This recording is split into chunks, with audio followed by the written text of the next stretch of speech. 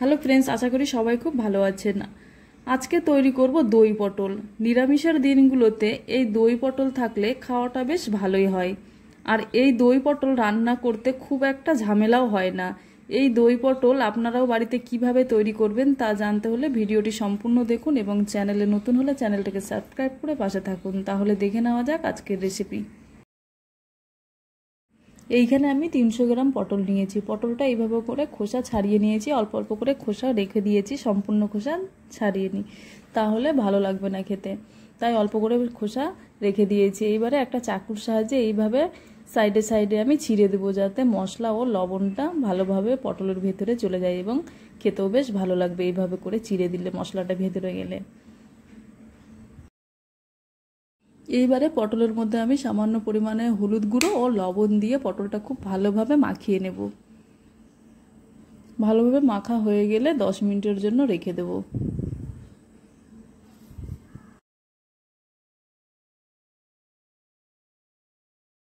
এইবারে কড়াইটা গরম হয়ে গেলে কড়াইয়ের মধ্যে দিয়ে দেবো সর্ষের তেল। এই দই পটল সর্ষের তেলে করলে খেতে বেশ ভালো হয় রান্নাটা। তেলটা গরম হয়ে গেলে তারপরে লবণ হলুদ মাখিয়ে রাখা পটল দিয়ে দেবো এবং পটলটা ভালোভাবে ভেজে নেব।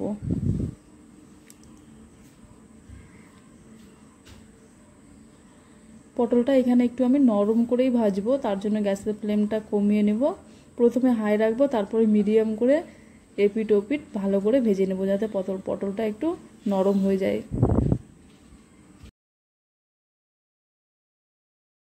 পটলটা যাতে খুব ভালোভাবে নরম হয়ে যায় তার জন্য এখানে আমি একটা ঢাকা দিয়ে দেব 2 মিনিটের জন্য। তারপরে ঢাকাটা 2 মিনিট পর তুলে নেব। তারপরে আমি এইখানে গ্যাসের ফ্লেমটা আবার বাড়িয়ে নেব, তারপরে খুব ভালোভাবে ভেজে নেব। তারপরে আবার একটা ঢাকা দিয়ে দেব 2 মিনিটের জন্য। 2 মিনিট পর আবার ঢাকাটা আমি তুলে আবারও নাড়িয়ে চাড়িয়ে এইভাবে ভেজে নেব, তাহলে পটলটা অনেকটা নরম হয়ে গেছে এবং এইখানে পটলটা লাল লালও হয়ে এসেছে। আমি এইভাবেই বলছিলাম যে পটলটা ভেজে নেব। পটলটা খুব ভালোভাবে আমার ভাজা হয়ে গেছে। এইবারে একটা ছাঁকনির সাহায্যে তেলটা ছেঁকে তুলে নেব এবং একটা পাত্রে রেখে দেব।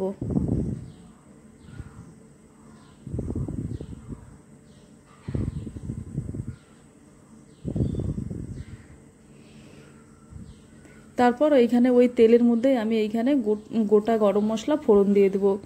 দারচিনি, লবঙ্গ এবং এলাচ 2 টুকরো দিয়ে ফোড়ন দিয়ে দেব। গ্যাসের ফ্লেমটা এখানে লো করে রাখবো, যাতে ফোড়নটা পুড়ে না যায়। তারপরে কয়েক সেকেন্ড নাড়িয়ে চাড়িয়ে যখন একটা গন্ধ বেরিয়ে আসবে, তখন এইখানে আমি একটা টমেটো পেস্ট করে রেখেছিলাম, টমেটো পেস্ট দিয়ে দেব। এবারে টমেটো পেস্টটা খুব ভালোভাবে কষিয়ে নেব, যাতে টমেটোর কাঁচা গন্ধটা চলে যায়। এইভাবে করে নাড়িয়ে চাড়িয়ে গ্যাসের ফ্লেমটা মিডিয়াম করে খুব ভালোভাবে টমেটোটা কষাতে হবে, যাতে টমেটোর মধ্যে কোনো কাঁচা গন্ধ না থাকে।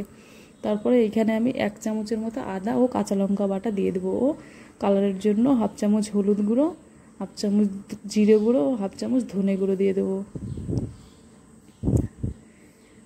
এখানে আমি 1/2 চামচের মতো কাশ্মীরি লঙ্কার পাউডার দিলাম, যাতে কালারটা খুব ভালো আসে।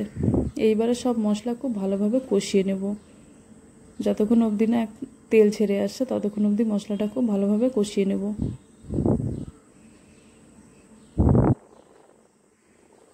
তারপরে আগে থেকে যে পটলটা ভেজে রেখেছিলাম সেটিকে মশলার মধ্যে দিয়ে দেবো। এইবারে মশলার মধ্যে পটলটা দিয়ে খুব ভালোভাবে এইভাবে নাড়িয়ে চাড়িয়ে মিশিয়ে নেব, যাতে মশলা ভালোভাবে পটলের গায়ে লেগে যায় এবং ভেতরেও ফ্লেভারটা চলে যায়। এইবারে এখানে আমি 1 বাটির মতো ফ্যাটানো টক দই দিয়ে দেব।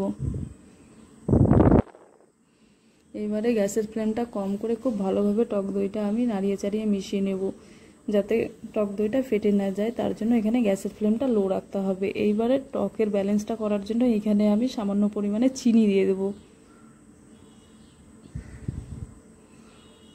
আবারও নাড়িয়ে চাড়িয়ে নেব। টক দই দেওয়ার ফলে এখানে অনেকটা জল বেরিয়ে এসেছিলো, জলটা আমি শুকিয়ে নেব। এইবারে এখানে আমি স্বাদ অনুযায়ী দিয়ে দেবো লবণ। লবণটা দেওয়ার পর আবারও আমি ভালোভাবে নাড়িয়ে চাড়িয়ে লবণটা চারিদিকে মিশিয়ে নেব পটলের মধ্যে, যাতে লবণটাও চলে যায়। কষানো হয়ে গেছে, এইবারে তেল ছেড়ে এসেছে মশলা থেকে। এইবারে আমি এখানে 1 কাপের মতো জল দিয়ে দেব। খুব বেশি জল ব্যবহার করব না, 1 কাপের মতো জল দিয়ে এবারে খুব ভালোভাবে গ্যাসের ফ্লেমটা বাড়িয়ে নিয়ে নাড়িয়ে চাড়িয়ে ফুটিয়ে নেব।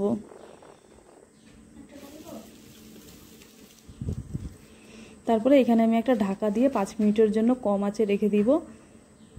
5 মিনিট পর ঢাকাটা তুলে দেব, তাহলেই তৈরি হয়ে যাবে আমার দই পটল রেসিপি। অনেকটা জলটাও শুকিয়ে এসেছে, পটলটাও অনেকটা হয়ে এসেছে। এইবারে সবার শেষে আমি গরম মশলা গুঁড়ো ছড়িয়ে দেবো এবং গরম মশলাটা খুব ভালোভাবে নাড়িয়ে চাড়িয়ে মিশিয়ে নেব। ভালোভাবে মেশানো হয়ে গেলে গ্যাসের ফ্লেমটা বন্ধ করে দেব। গ্যাসটা বন্ধ করে দেবো, তাহলেই তৈরি হয়ে যাবে আজকে আমার দই পটল রেসিপি। দেখলেন তো কত সহজেই দই পটল রেসিপি বাড়িতে তৈরি করা যায়। আপনারাও বাড়িতে এইভাবে দই পটল রেসিপি বানিয়ে খান, দেখবেন খেতে খুব ভালো লাগবে। আর আজকের ভিডিওটি যদি ভালো লেগে থাকে তাহলে অবশ্যই লাইক করবে, কমেন্ট করে জানাবে এবং চ্যানেলে নতুন হলে চ্যানেলটিকে সাবস্ক্রাইব করে পাশে থাকবে। দেখা হবে আবার অন্য কোনো রেসিপির সাথে। ভালো থাকবেন, সুস্থ থাকবেন।